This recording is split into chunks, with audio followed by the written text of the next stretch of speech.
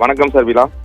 தருமபுரி மேற்கு மாவட்ட திமுக செயலாளர் முன்னாள் அமைச்சர் பழனியப்பன் இல்ல திருமண விழாவில் பங்கேற்பதற்காக இன்று காலை தனி விமானம் மூலம் முதல்வர் மு.க.ஸ்டாலின் சேலம் காமலாபுரம் விமான நிலையத்திற்கு வருகை புரிகிறார். காலை 9:15 மணி அளவில் வருகை தருகிறார். பின்னர் கார் மூலம் சேலம் அயோத்தியாபட்டினம் கோபிநாதன் கூட்ரோடு வழியாக தருமபுரி மாவட்டம் வழியாக சென்று பாப்பிரெட்டிப்பட்டி அருகே உள்ள மோலையனூர் பகுதியில் திருமண விழாவில் கலந்து கொண்டு திருமணத்தை நடத்தி வைக்கிறார்.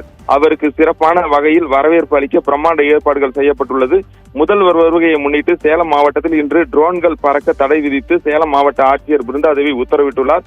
திருமண விழாவில் பங்கேற்ற பின்னர் முதல்வர் மு.க.ஸ்டாலின் கார் மூலம் திருவண்ணாமலையில் நடைபெறும் திமுக இளைஞரணி மண்டல மாநாட்டில் கலந்து கொள்வதற்காக செல்கிறார்.